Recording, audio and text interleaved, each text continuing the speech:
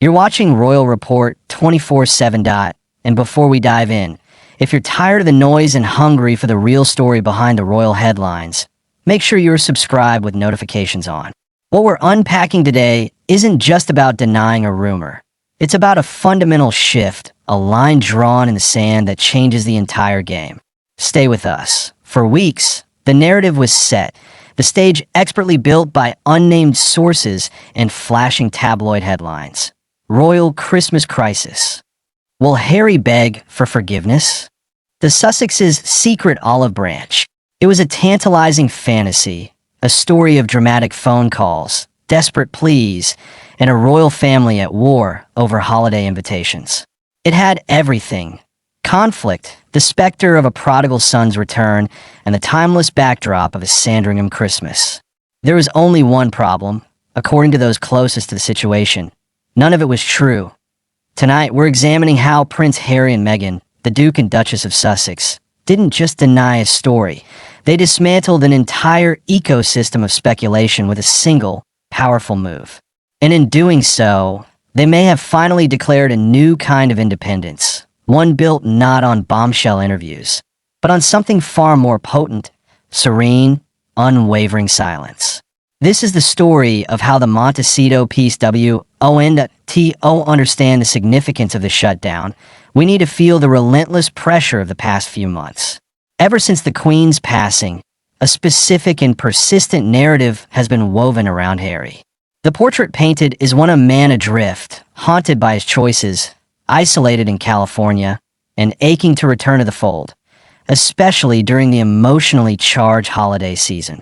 Each reported peace talk with his father, each analysis of his body language at events like the coronation, was framed as a step on a path back to Britain. The tabloid fantasy reached its crescendo with the Christmas reconciliation plotline.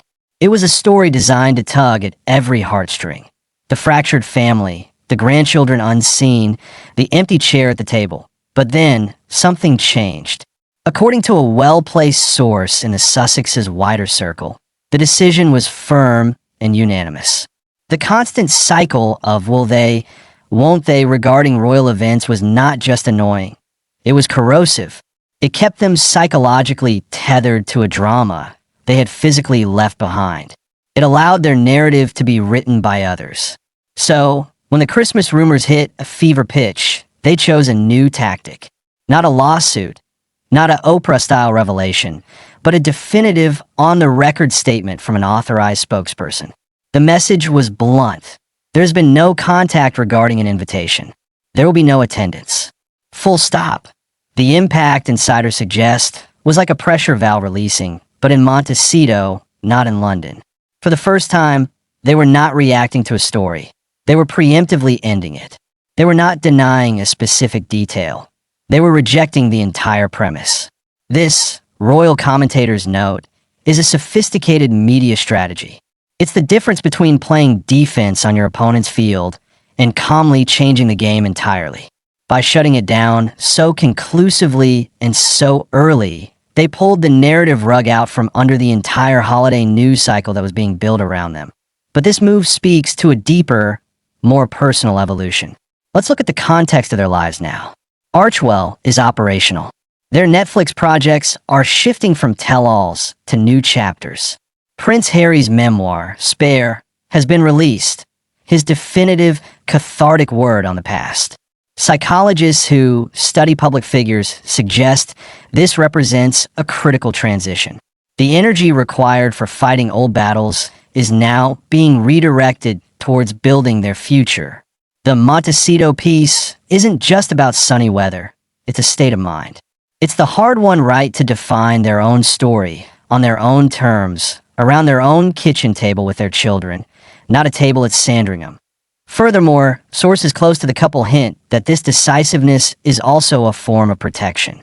Every rumor of a royal rapprochement triggers a tsunami of online hate, particularly toward Meghan, framed as the manipulator either pulling Harry away or scheming to bring him back. By removing themselves from the equation entirely, they starve that cycle of oxygen. They're saying, quite clearly, we are not characters in your ongoing royal saga. We have our own story. What does this mean for the royal family?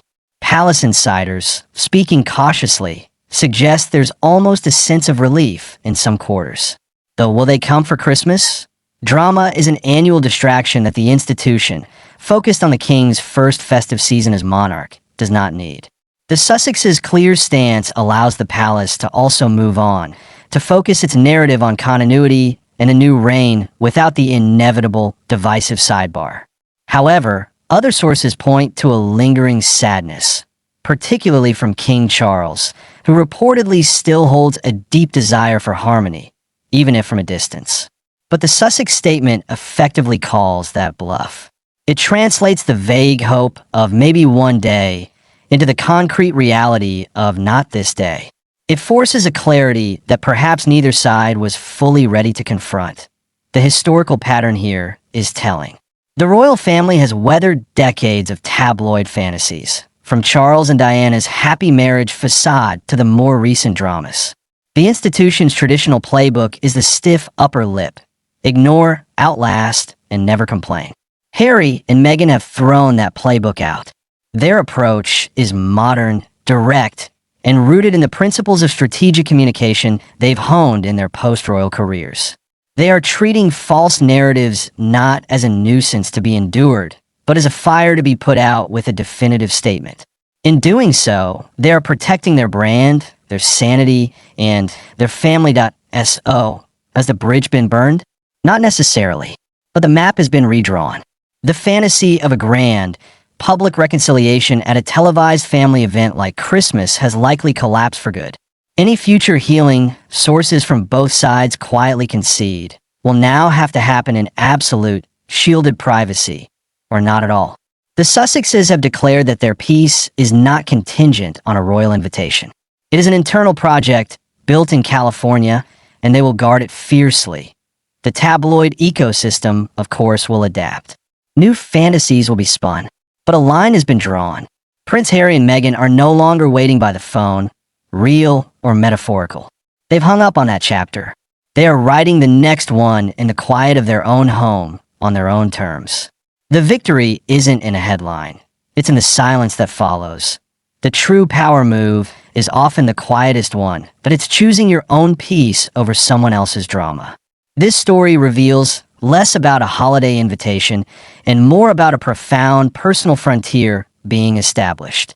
If you value these deep dives beyond the clickbait, support this channel by subscribing to Royal Report 24/7, ringing the bell, and sharing your perspective below. Do you see this as a strategic masterstroke or a final severing? We read every comment, and we'll be here, cutting through the noise to bring you the real stories from behind the palace and Montecito gates. Until then, this is Royal Report 24/7, signing off.